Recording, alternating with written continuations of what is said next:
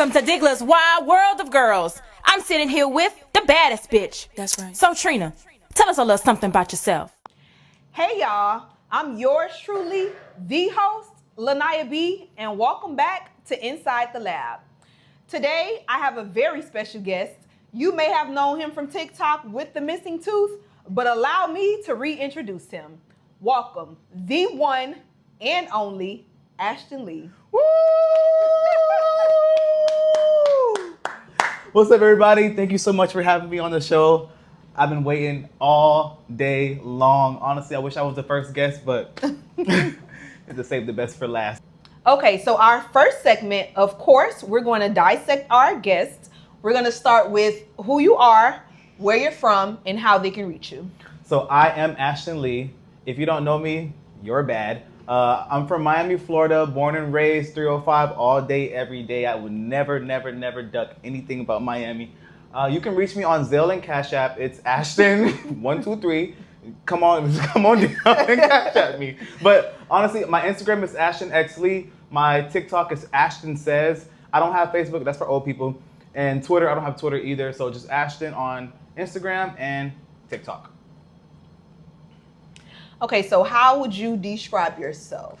I would describe myself as a very, very extroverted, outgoing social butterfly that can just connect and talk to anyone in any room. You could put me in a room with 10 Mexicans and I won't know Spanish and I'm gonna come out the room knowing everybody in the room, no matter what. Google Translate. So I'm one of those people that I'm very social and I love people. I love connecting to people. And it's just something I like to do. That's just me. Okay, so at what point in time did you know that you didn't like girls and how old were you? Honestly, I get asked that question a lot and I actually don't know. That's a really hard question because I stopped dating girls my 9th grade year in high school when I actually used to like them. So it was I don't know, was I faking? Did I really like them? I really don't remember. But I swear, I didn't think about that stuff until I got to high school. Middle school, I didn't think about that even being an option in my head. And when I got to high school, I don't know what happened. It's just a shift, and I'm just hold on, that's not what I want. I don't want that. I don't want that. So I think that it took me to get older and really learn myself and find myself, and that's how it worked. I don't think it's when you were super young, you just know. Mm-hmm. I think that it really takes growing up and understanding who you are and actually trying things to understand if you really like that or not. So I really think that I figured it out pretty much my 10th grade year in high school. I would say that. Okay, so with coming out, how did you tell your family and how did they react? So I'm gonna tell you a little funny story why I came out. Mm-hmm. It was New Year's Eve, and we were watching TV and they were doing the whole ball drop thing in New York City. And it was a transgender girl on the TV named Laverne Cox from Orange is the New Black. I don't know if you guys remember that, but that was a big show back then. And she was on the TV, and my family was oh, hell no, what the fuck? Y'all got this tranny on, that nigga with the wig on. I'm okay. I'm looking at them what if I was gay? What would y'all say if it was me on the TV? That shit really rubbed me the wrong way. So I say, you know what? I'm gonna show y'all something. That's exactly what I did. So I called my mom up hey, when you get home, I got to talk to you, blah, blah, blah, blah, blah. I'm on the phone with my favorite cousin. She hyping me up yeah, you got to do it right now, cousin, got to do it right now. My mom came home, right at the door. I hit her at the door. As soon as she opened the door, I said, Mom, I'm gay. As soon as she got off work, she got her work bag oh my God. Can I get in my house first? I just threw it on her just like that. And she was oh my God, son, it's okay. I already knew this, that. She just gave me the whole cute, funny, friendly. My mom's very bubbly. So my mom my mom's my biggest supporter. She didn't judge me at all. It actually, coming out was so easy for me. It was literally, nobody cared. Literally nobody cared at all. I feel nobody cared because they all, how she said, they already knew. Yeah, and also I think that the way that I treat people and how good my connection is with people, I don't think that really changed anything because I didn't really change much as a person, like you said. My personality was the same regardless, So, yeah, they already knew pretty much. Okay, so growing up in a house full of brothers, how was the upbringing and how was y'all dynamic? I would say, it's so weird being I have so many brothers, so it's like it's a lot of us. So growing up, it wasn't really much. We all had different friend groups. Like we were all always doing our own thing. So like the time that we did spend together, we always were like fighting a lot, because we're like it's 4 boys in the house together. Of course, it's gonna be a lot of like testosterone and a lot of energy in one house. So it wasn't really a gay thing because growing up, they just saw me as their brother. Like if they wanted to punch him, I can get punched too. No, they didn't discriminate. Hands for everybody. So it was like it was really normal, honestly. The only thing I can say is like it makes you feel like you have to live up to a certain expectation. Like if they're doing football, I have to do football. If they're playing soccer, I got to go out there and play soccer. If they're playing basketball, I got to go play basketball. Football. Of course, I play football. I was actually, don't get me wrong, don't get me fucked up. I was actually really good. Like I'm really good at every sport. I'm very athletic. But yeah, I feel like I had to live up to those standards of what a boy is supposed to do. I remember having to go to football practice with my brothers, and I used to hide my helmet like somewhere in the trunk or something. And my mom always found that shit. Like she'd be like, "Oh, Ashton, it's right here. You going to football practice?" I'm like, "Oh, damn! I wanted to go dance at the park and do it." But my mom would always find it. So yeah, It was like that was the only difficult thing, having to live up to that standard of what a boy is supposed to do. I wanted to dance and sing and do drama, act. But my mom was like, no, if your brothers are doing this, you're doing this. So that was that. So our next segment is called Life. What's your opinion on how America views homosexuality? America or the world? America. America. I feel like America is the best place to be a homosexual. I feel like it's the best here than anywhere else in the world because we are the most accepted. It's the land of the free. Like as many people, as bad as people say America is, in all actuality, America is probably the best place to be. I don't think it's bad here at all. Like I don't really experience any like homophobia like that.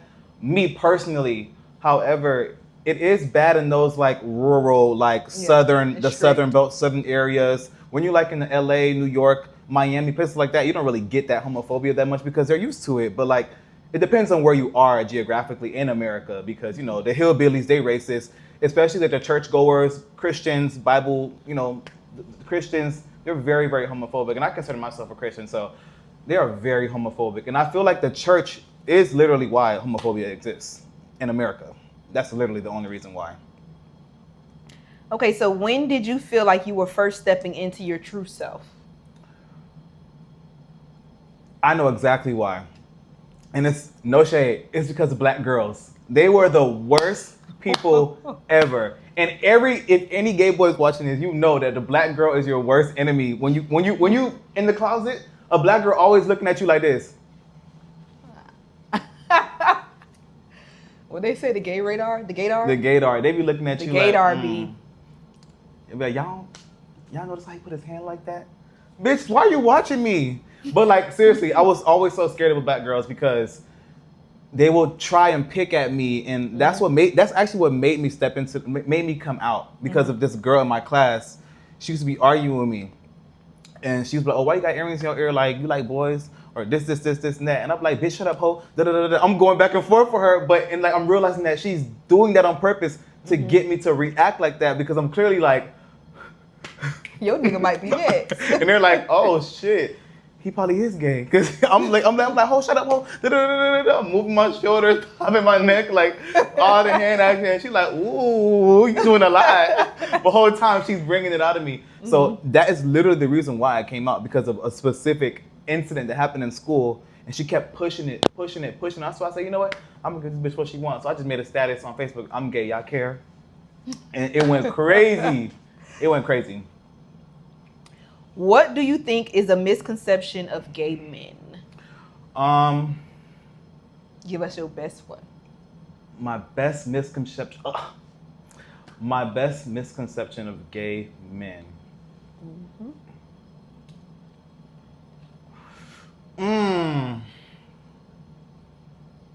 I think my best misconception is that we're all messy. Like, that's like a big thing. People think gay people are like messy, and that's not true. I am, but I know people that are not. I am messy, least but you know. I know people that aren't. You know, like some people that just don't like drama. Like I don't like drama. Don't get me wrong, but I do carry things. The You know, mess. carry things around. I just, I step back. If I just put a little one too, but I just, keep it cute. But there are people that are not messy. Like that's not everybody. We're not all catty and drama oriented and want to always clap back. And not everybody's like that. Some of us are chill. Not me, but there are people that are chill. Mm-hmm. Right. Okay, so at what age do you feel parents should accept their child's sexuality or have the conversation? Because I feel like in this generation, Wake it up. once some people be like, oh, he too young to be gay. He don't know what he want. He don't know this. He don't know that. But it's like you don't know if that parent has had that conversation with their child and accepted, like, okay, this is what my child's going to be. I'm either going to support it or I'm going to support it. Okay. In all honesty, I think the age where a kid or a person should be able to have the conversation and know something about themselves is 16 years old. I think at 16, it may sound crazy, but at that I time, thought you was going to say a lower age. No. I think 16 is perfect because, when you go through, like, you're in elementary, middle school, and in 16, you're in high school. I feel like you've seen enough and experienced enough, and like, I feel like you found enough of yourself. If you like boys or you like girls and you like the same gender, at that age, you'll know. You'll definitely know. That's not something that just happens when you older. Like at 16, I think that's a perfect age, and you're able to understand. Like if you can get a job at 16, you could talk to your parents about sexuality. Like I feel like that comes with the parent making the child comfortable to talk about it. Too. that's very true, and a lot of You kids. talking about you walked in the door. A lot of parents ain't just gonna say, "Oh, I knew it already." Some parents be like, "Oh, you got to get out. I'm gonna put you out. I'm gonna put you out. You gonna get beat up." They start doing all kind of stuff, Yeah. especially men when they find out their son's gay, and they be like, they don't be accepting it. Yeah, a lot of my friends went through that because they were inspired by my story, so they thought they was gonna duplicate Recreate it. No. Sorry. I'm screaming. Yes, but hey, the one, the Not only. sorry. Yeah. Okay, so why do you think, this is actually a follow-up question, why do you think black people are so homophobic to black men being gay? Because they're gay. The reason why I ask is mainly because, let's say, if we see a little boy playing with a pink toy, people automatically assume, why he got a pink toy in his hand? Even though he's not thinking too much of it. A lot of people would see a little boy playing with a pink toy. Oh, he be around too much women. He be around his mom's friends when they start, So, the opinion. first of all, what I want to say is to this, like, black men are so hyper masculine. I just saw a video about a black man saying he don't wipe his ass in the shower because that's gay. I seen that. So too. I mean, You who nasty. are like honestly, who are they? I don't give a He fuck was if you like, know. nah, I don't do that. Like, what? Yeah, You need, like- I think it was the man was like, he spread his Yeah, cheeks he don't or spread something. his He's cheeks like, and nah, what- I don't even touch myself. It's like, what? So Dump him. those are the men that we're talking about, right? Those Dump men. him. Yeah. But honestly, I feel like it's just like a hyper masculine thing. Like they have to be this strong black man. And it's like you don't always have to be that. Like you have to have duality. You have to be able to understand all sides of the coin. Both sides of the coin. Sorry. Excuse my grammar. It's been a while since I've been in school. But no, honestly though, I think that black men are like that because that's what society makes them feel like they have to be. Like women want men to be that way, so of course they're going to stick with that. Like I said, how it relates to back when I said that I had to do sports because my brothers did sports. It's because what was put onto me, what society expects me to do as a kid. So what society expects a black man to be is strong, super masculine, Bible thumping, church going, Superman. And in reality, you're just not comfortable with in your own skin. You're doing what everybody else tells you to do. Who are you? Right. Do you wipe your ass in the shower? Worry about that. So our next segment is called The Act of Love. Oh. So, you went on Pop the Balloon. You know I was not going to miss this one. So, what made you go on Pop the Balloon? So, funny story. Don't go find Ashton's episode. Funny story. I love you, Christine. Me and him, we locked in. We friends. Funny story, me and my best friend always watched those videos, you know, as like a funny, we used to like have wine in a hookah and watch Pop Balloon. It was always so funny because the boys would be so ugly and so chopped and have such high standards, but they're not cute. Like they would never be cute, you know? It'd be random, like a random cute person here and there, but like, I was always like, damn, they need somebody like me on there because I'll show them what they're supposed to do. So I literally went on Instagram and filled out a little quick questionnaire on the thing months ago, like not expecting anything. I get a random email when I'm at work, and it was like, "Congratulations, you've made it." Oh, that's how they do it? Yeah. I never knew the process. I never even You thought have to about apply. the Like process. you apply. You just put your information, put your Instagram, and put a picture of yourself, and that's it. Put your name, Instagram, birthday. You don't put like no characteristics or nothing? No. Oh, so that's why them bitches don't be finding love on Yeah. there. No, And forget I'm comment. friends with the host now too, so we cool. But yeah, that's why I went on there because I was always watching it, and I wanted to like, you know what, let me see what it's like. And So what if you would have found a real person that actually like wanted to pursue you? Would you have pursued them because you found them on Pop the Balloon? Like, you know how they say don't date a man that you meet in the club? Like, since you met him on Pop the Balloon. I say yes because why would I judge someone for being there if I was there? You know. So, But who am were I? you there for real love, or were you there for the games to I was lay the cast out? I was there. I was there to like see what it was like behind the scenes. You know, like I wanted to get the experience. Of course, I was open to the idea I may actually meet somebody, but that was like the last thing I was worried about, honestly. So the person that you walked off with, how is the relationship now, and would you do it again? Me and him are good friends. I go to his house sometimes. I do his nails. He's really, really, really cool, really sweet, really, really humble guy. Would I do it again? Yes, all over again. It was amazing. I would do it again, 10 out of 10. Mm-hmm. Okay. So, how do you feel about the gays in the idolization of sex? Like the obsession of sex? Oh my God. My friend already gave me the rundown. That's why I asked Listen. the question. It is so bad. Like, it is so bad. It is overly freaked out. It's so nasty. Like, literally, like, all you gotta do is go to a gay club and you'll see. Like, the eyes tell it all. Like, they look like demons. Like, it's so lustful in there. As soon as you walk in, you feel like the negative, like, dark energy. It's like, what the hell? So do you feel like, since you said it's freaked out, because you know some people like freaked out stuff, do you feel like at any point in time you liked it in the sense? Like certain people, when they come with certain, like... No?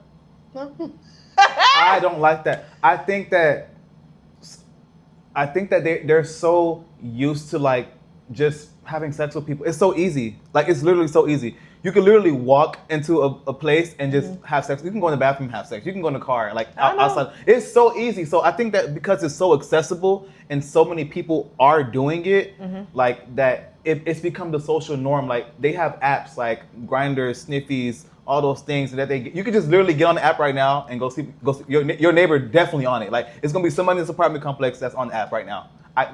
We can get on it right now, and I promise you, if we get on it 10 times out of 10, there's so gonna they show be you like the location or something? It just shows you that they're in your area, like the vicinity. Yeah. Federal. But yeah, it's so everybody's too accessible. That's why it's like that, and I think it should stop. Okay, so how do you prioritize your mental health and well-being as a black gay man? I don't. I just roll with the punches. Just kidding, but prioritize my mental health. You play too damn much. So I work out a lot. See, should I do a little Spot the waist. Should I do a tap twirl? But yeah, I love the gym. Spot the waist. I love running. I like eating clean, eating healthy, except for when I get my 10-piece honey hot lemon pepper, extra wet, extra crispy, with a half lemonade. Right. But yeah, so my thing is like just doing fitness. I love hanging out with friends. Friends help me so much. Like I think that is amazing. Having friends to go out with and spend time, it does something to me. And getting drunk. And don't let me talk about that. Right. Moving on. So what is the man of your dreams? If you had to describe man top to bottom, characteristics, how would you describe the man of your dreams? So physically, I don't have any expectations. Like I don't. Like You don't have to have no build. You like fat niggas. nope. I don't niggas. have a build expectation because I find that as the older I get, my type changes every day actually. I fall in love with somebody new every day. Mm-hmm. So oh wait, if my nigga watching this, I'm just kidding. Right. I'm not kidding. So yeah, I think that it's more of like how they treat me. So like I want somebody that's constant, somebody that's I don't want to say loyal, trustworthy, all that, because bitch, he better be. Because why would I date somebody that's the bare minimum? Mm-hmm. I want somebody that really understands me and like goes out of their way to make me happy, vice versa. I want somebody very financially stable. Let's just get it out the way because I don't even play like that. I'm sorry. Why am I wasting my time? I'm too cute. Y'all see me? Do the twirl again. Do I gotta do? Right. But honestly though, like I want somebody that's very financially stable. I want somebody that's so stable that we can literally like Go to Africa tomorrow. I don't even know what to say. Like I'm about to start drooling because I need it actually now. But I want him to be career oriented or like, a business owner. Those are the things that I'm talking about. I don't care about physical traits. Of course, everybody wants to date a fine, fit Chocolate king. Well, I don't know. I don't sorry. care. You could be white, Asian. I don't care. I have no standards. Well, no expectations of race. Okay. I don't discriminate. But yeah, it's more so about what they do, who they are, how they carry themselves. And I also like shy guys, like shy, quirky, like introvert, because I'm already so much extroverted. I don't want a bitch competing with me. So you gotta just be quiet, shut the fuck up, and let me do it. Let me do the talking. You be rich and you do your thing and be quiet, and I'll do the talking. Right. Right. Okay, so our next segment is called Sip or Spill. The next and the last segment. If you had the choice to be gay in another lifetime, would you choose it again? Yes. I think yes because straight people are so boring. Like, they are so boring. No shade. Straight men are very boring. If you ever sit with a group of straight men and listen to the conversation, they are so surface level. They don't know shit about each other. Hey, bro, you saw the football game? Yeah, man. Yeah, bro. Yeah, man. She bad as fuck. Ashton, She bad. please. This. They literally only talk about sports, girls, money if they do have money, because most of them be broke. They don't have money. And I don't know what else they talk about. So what y'all talk about? Bitch, we get into the What's bagage. the bagage? We get into, What's we get the into everything. bagage? See, but the thing is, like, you can ask a straight guy what's his friend's birthday. They don't know shit about their friends, what their friends do for work, nothing about their life, what they've been through, what's Them going are on in bad their life. friends. But straight men are like that. Their friend groups are very surface level. Like that's why they're friends for so long, because they don't really talk to each other. They don't really care for each other. But gay friends, we go deep. We actually know each other. We spend quality time. We talk to each other. We get into the pieces. We wake it up. Sir. Okay, so how supportive would you be if your child was gay? No. Hell no. I'm so sorry. Wait, why? Listen. Let me tell you something. Let me hear it. Let me get into it. Mm-hmm. I always say my biggest fear is your child being gay? having a husband, a beautiful life, husband, dog, everything, and then having a son, and then my son growing up, and then my son being gay.